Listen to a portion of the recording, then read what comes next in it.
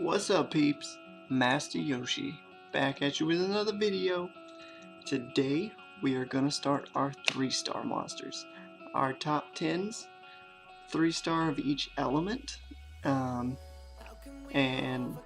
unlike the 2-stars, when we get to light and dark, we'll actually do a top 10 instead of each element instead of combining them into one. So hopefully that works out. But today we're on the fire monsters because they're the first element that pops up in the collection box. In today's video we are going to go through 10 through 6, and then in the next video we'll go from 5 to 1. Now, I put them in the order that I rate them. This isn't going to be everyone's top 10 obviously, but I just kind of want to give you guys a general idea and give you guys 10 3-star monsters that you can use, you know, because the general population in chats, you know, every time you ask them about a certain monster, they're like, oh, it's garbage, it's not Zeros, it's not, you know, something like that. So here's 10 3-star monsters that are actually useful and can help you progress through the game, or if you're at a certain point in mid or late game, these monsters can help you out there too. You know, just because they're 3 stars doesn't mean they can't help you in the late game. So let's jump right into it. Number 10 on my list. He kind of almost didn't make the list. Obviously he's number 10. There's a couple monsters that might have squeezed past him, but I put him in here. He's number 10, and it's gonna be Adrian, the Elven Ranger. Now Adrian pretty much serves one sole purpose in the game, and that purpose being Necro B10. And he's quite good at it, alright? You're not really going to use him anywhere else. You could try to mess around with him in PvP, but really he's pretty much your Necro monster, and that's kind of it. He's categorized as a support type monster, which is weird, but regardless of that, he's good in Necro. First skill. Rapidly fires 2 shots and may fire an additional shot by chance. The chance of firing an additional shot is equivalent to your crit rate. And then when you awaken him, it adds this extra 30% chance to disturb HP recovery. Good in Necro. Running with high crit rate, he's gonna triple hit just about every single time. And yeah, the HP recovery debuff is good in Necro. So Arrow Storm. 4 random targets, which if you make it to the Necro boss, it's 1 target. So attacks 4 times, 50% chance to deal continuous damage for 1 turn. Continuous damage not really that impactful in Necro, because you can't put it on until you break the Necro boss's shield, but it's still useful. Still does a lot of damage just like it does to any other boss. And then Path of the Forest. Increases attack speed and crit rate of all allies for 3 turns. Super nice, especially for getting to the boss. Once you get to him, it gives everybody crit rate buff, which is super nice. Having high speed on your monsters isn't really that effective in Necro, but I mean, speed is never a bad thing, right? So with Adrian, you kind of want to go let him be one of the first monsters on your team that moves. And just like pretty much every Necro monster you're ever going to build, he is going to be on a Vile Revenge build. And Adrian might be the only one I suggest in your Necro team putting speed on slot 2, because I like Adrian going first in Necro, but you don't necessarily need speed for Necro, so you could still go, you know, attack, crit damage, attack, crit damage, HP, whatever your team needs to clear the boss. But you do want him to be one of the faster because he gives the buff, and you want him to get more turns to give the buff more often. So, moving on, the next one, it's pretty much the same deal, you guys. The next monster on the list, number 9, the Fire Harpy Lukasha, same deal. You're pretty much only going to use her in Necro. Can you use her other places? Yes, she is more flexible than Adrian. She does pretty decent damage, but in PvP and Raid and Rift and Dragons and stuff like that, there's just better options than Lukasha. But she is really good in Necro. First skill, it's going to attack twice, if I'm not mistaken, and it's going to weaken the enemy's defense for 2 turns with a 50% chance on each proc. When you scale it up, I don't remember what the percent chance is after it's max skill, but still, 2 hits, defense break, pretty sweet. Razor Sharp Feathers attacks multiple enemies at once. I believe this is a 4 to 6 hit. I do believe. It could be 3, I don't remember. I haven't used Lukasha in so long. But it's somewhere between 3 and 6 hits. I don't think it's 6 though. But does pretty decent damage.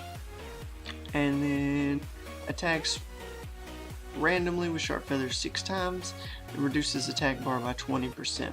So that's the 6 hit one. So the second skill is like a 3 or 4 hit, I think. But still, 6 hit, 3 to 4 hit, 2 hit, via Revenge, attack, crit damage, attack, crit damage, HP, something along those lines. And Lukasha is a beast in Necro. And she's probably going to be one of your biggest damage dealers in Necro. She hits pretty hard. Having the defense break on skill 1 is super nice. Anybody that has defense break on skill 1 is usually pretty good the rest of the way through. So Lukasha, Necro Monster, via Revenge. You could mess around with her in some other places, but really Necro is where she shines the most. And yeah, there's Lukasha. Number 8 on the list. A lot of people, this unit is a love-hate relationship for most people. People super love this unit, and then some people are like, this unit is garbage. And it all depends on RNG, right? And we're talking about Welke. Fire Inugami. Welke is pretty sweet, especially for you early game players that are still looking to level up all your monsters, and you need a farmer to farm those scenarios so you can get more XP. Welke is your guy. Alright? Welke is a good farmer. He's good in Necro, and if you want to YOLO him in PvP, he's super fun. You know, he's not going to be your most consistent PvP unit, but he's super fun, especially when he goes crazy. And what do we mean by going crazy? His first skill, Scratch. Attacks the enemy with great cost, weakens the enemy's defense with a 50% chance. And then when you awaken him, it adds this, attacks again with a 30% chance. And for those of you who don't really have an idea of what this skill can do, every time this guy scratches, it can do it again automatically with a 30% chance. Which means he could attack once, he could attack twice, or he could attack up to as many times as the game will allow. There's no max. So this guy could potentially one-shot any unit in the game, with the exception of Theomars, because Theomars has the Undying passive. I believe Theomars is the only one you can't one-shot. So the only way you can one-shot Theomars is if you put his skills on cooldown. But most likely you're not going to one-shot every monster in the game all the time. He's not that consistent. But when he does, it feels so good. It feels so good. Team up, you and another one of your allies is going to attack the enemy at the same time. This does not have a chance to proc his first skill, so when you team up, don't expect a defense break. Don't expect him to go crazy and multi-hit. And then Annihilate, get an extra turn if you kill the enemy. Pretty sweet. This is why he's such a good farmer. He's fairly flexible with his runes. Early game, obviously you're going to go Fatal because that's really your only option for attackers in the early game. Later in the game, you can go Violent, you can go Revenge, you can, or not, yeah, you can go Violent, you can go Rage.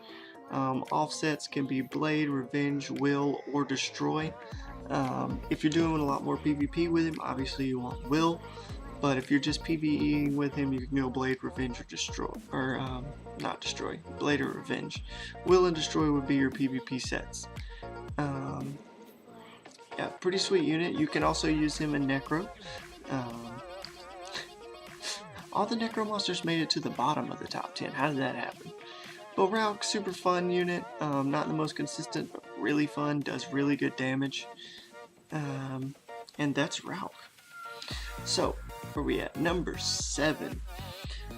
I'm probably going to catch some flack for this unit because she's not really popular. A lot of people don't like her, but she is really good, especially in the early game when you don't have a lot of options. That's going to be Cassandra. Another love-hate relationship. People either really love the magical archers or they really hate them because they're nat 3s. So Cassandra is pretty flexible as well. You can use her as a farmer, or you can use her in TOA. And you're like, what the hell, what do you mean TOA? Well, she has 2 AoEs. Despair. Despair is my favorite build to go with Cassandra. You don't have to, but it is going to be my favorite to go for to Cassandra.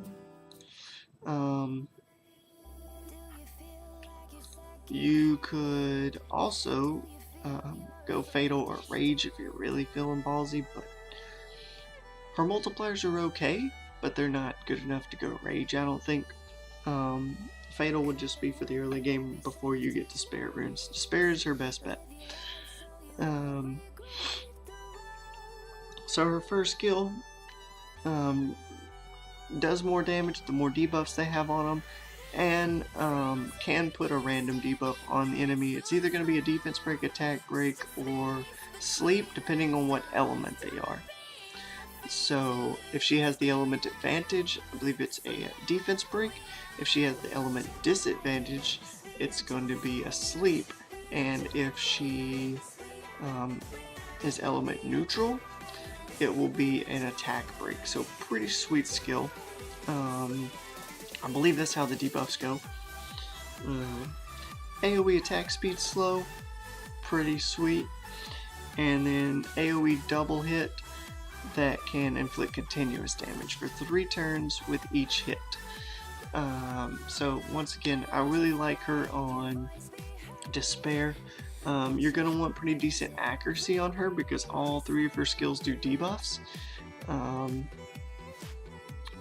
But I wouldn't go as far as to put accuracy on slot 6. You still want attack crit damage attack or attack crit damage HP if you're going to go more of a TOA style with her.